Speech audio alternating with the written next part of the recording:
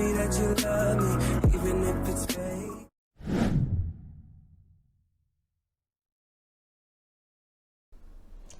안녕하십니까? 대학병원에서 오래오래 근무하고 있는 지하의 병원 이야기를 시작합니다. 선생님들께서 이제 정말 심도 있는 문의를 많이 해주시고 계세요.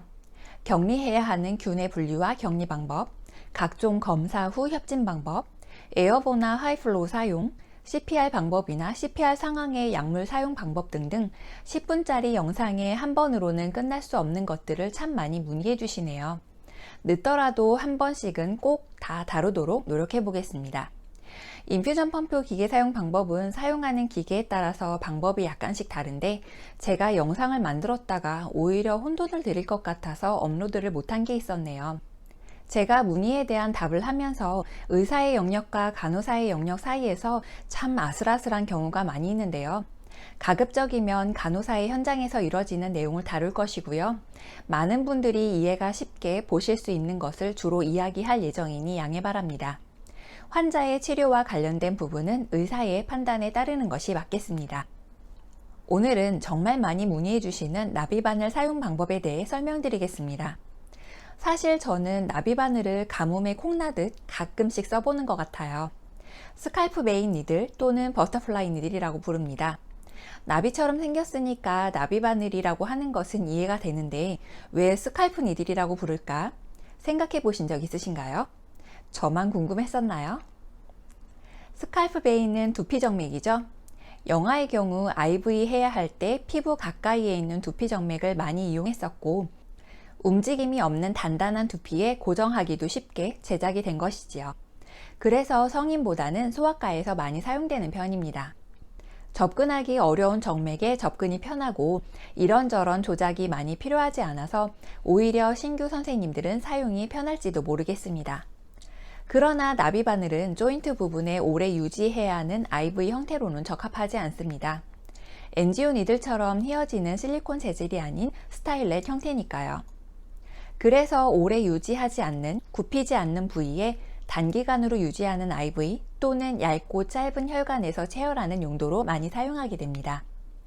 이렇게 진공체혈관 체열 전용으로 만들어진 나비바늘도 있습니다. 일반 시린지 같이 색깔별로 게이지가 구분이 되어 있는데 제가 병원에서 가장 많이 사용하는 나비바늘은 23게이지 파란색인데요. 22게이지에서 24게이지가 가장 많이 활용된다고 하네요.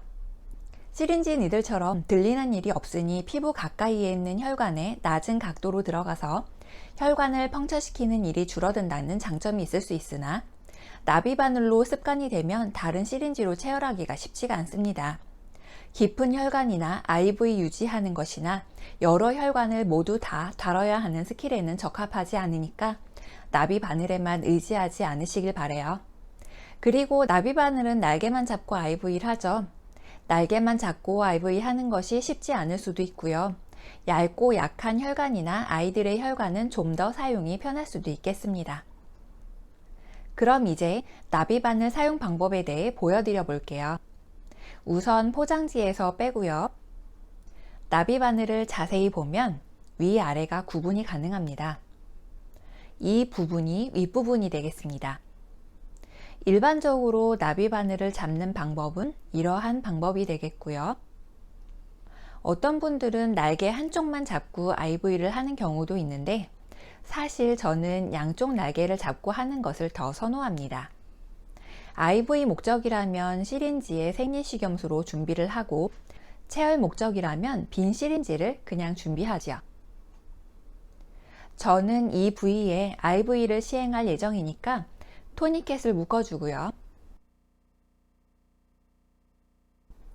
혈관이 잘 나오는지 확인하고 알코올 솜으로 닦아줍니다.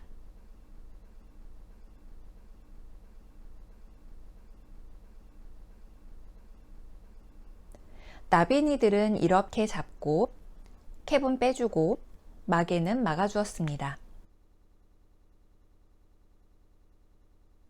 혈관을 당겨서 고정해주고요.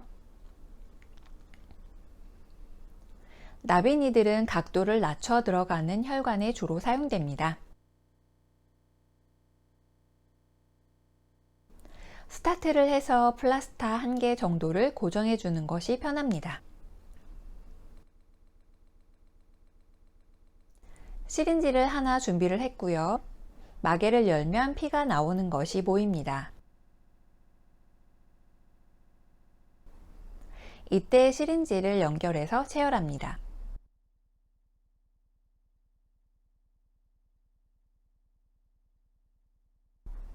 체열이 완료되면 니들을 빼고 완료시켜 줍니다. 마지막으로 토니켓을 풀지요. 두 번째로 수액이나 주사 주입용으로 IV를 할 경우에는 나비 니들을 포장지에서 우선 빼서 마개는 막아줍니다. 그리고 처음에 생리식염수를 채워서 준비해 놓았던 시린지가 있죠. 나비 니들 라인과 연결해서 라인에 생리식염수를 채워줍니다. 자, 환자에게 토니켓을 묶어주고 IV 시행할 자리를 확인하고 스타트해야 할 곳을 알코올솜으로 닦아줍니다. 그리고 나비 니들을 잡아주고 캡을 제거해주고 혈관은 잘 펴서 지지한 후에 IV 스타트를 시행합니다. 혈관에 들어갔다면 날개는 펴서 고정을 하고 혈액이 나오는지 시린지를 뒤로 당겨서 확인을 합니다. 그리고 토니켓을 풀고 생리식염수를 주입해서 혈관이 붓지 않는지 확인하는 것이죠. 그리고 테이프를 고정해 줍니다. 테이프를 고정하는 방법은 여러 가지가 있고 선생님들의 노하우가 있겠죠. 저는 나비 바늘을 오래 유지할 것이 아니기 때문에 테이프를 떼기 편한 방법으로 붙이는 경우가 대부분입니다. 이제 수액 세트를 연결해야 하는데 혈액이 흘러나오지 않도록 나비 니들 라인을 꺾어서 잡아준 후 시린지를 분리합니다. 그리고 수액 세트를 바로 연결하면 완료되겠습니다. 자, 가까이서 한 번 더 보여드리겠습니다. 사면이 위로 가도록 이렇게 제작되어 나오죠. 우선 니들을 잡는 방법은요. 저는 주로 이렇게 잡고 어떤 분들은 날개 한쪽만 잡고 니들링을 하기도 합니다.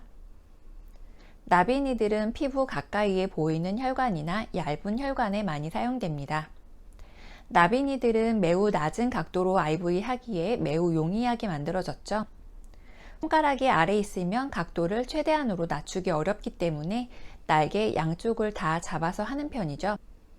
혈관과 거의 같은 각도로 그대로 니들링 하는 것이죠. 그 후에 날개를 펴서 고정을 시켜주는 것이 좋습니다. 앞에서 말씀드렸다시피 나비 니들은 엔지오 니들보다 각도를 최대한 낮춰 그대로 IV 할 수 있다는 장점이 있지만 엔지오 니들과 같이 모든 혈관에 적용하기 어려운 점이 있으니까 나름대로의 스킬을 터득하시는 것이 필요하겠습니다. 자, 여기까지 나비 니들에 대해 설명드렸고요. 한 가지 더 추가로 말씀드릴 것이 있어요. 저의 영상을 보시고 혈관을 위에서 잡는 것이 맞는지 어느 정도로 잡아주어야 하는지 정말 많이 문의해 주십니다. 이미 경력이 상당하시고 본인의 스킬대로 IV 성공률이 높다면 굳이 방법을 바꾸지 않으셔도 된다고 말씀드립니다. 사람의 습관이란 것이 바꾸기가 매우 힘듭니다. 오히려 그것을 바꾸려고 했다가 익숙하지 않아서 자꾸 실패하면 자신감이 하락하고 점점 더 어려워질 테니까요. 그러니 계속해도 페일하게 되고 뭔가 탈출구가 필요하다고 생각되시는 선생님과 아직 배우고 계시는 선생님들께 권유드리는 방법이기 때문에 꼭 그렇게 해야만 한다는 생각은 안 하셨으면 좋겠어요. 기본적으로 심장에서 시작한 동맥혈은 말초로 흘러가고 정맥을 타고 심장 쪽으로 귀환합니다. 동맥은 겉으로 보이지 않죠. 특이사항이 없는 환자라면 모두 피부 쪽으로 보이는 혈관은 정맥입니다. 심장을 향하여 진행하는 것이죠. 그러니 토니켓도 위에서 묶어주는 것이고 토니켓 아래쪽에서 심장을 향하여 IV를 시도합니다. 저는 이러한 이유로 앞에서 말씀드렸듯이 정맥혈은 심장을 향하기 때문에 아래쪽 혈관을 막아주는 것이 아니고 위에서 막아준다고 하는 것입니다. 어떤 드라마에서 니들을 이렇게 꽂아 놓은 것을 본 적이 있는데 좀 말이 안 되죠? 저의 손 크기와 생김새가 선생님들과는 다르기 때문에 기본적인 사항을 토대로 나름대로의 경험을 쌓고 본인에 맞게 방법을 터득하시는 것이 가장 필요하다고 생각합니다. 경험이라는 것은 누가 대신해 줄 수 있는 것이 아니니 여러 가지 방법으로 시도해 보시길 권유드립니다. 오늘은 여기까지 하고요. 이만 들어가 보겠습니다. 아렌지아TV 오늘 하루도 무사히.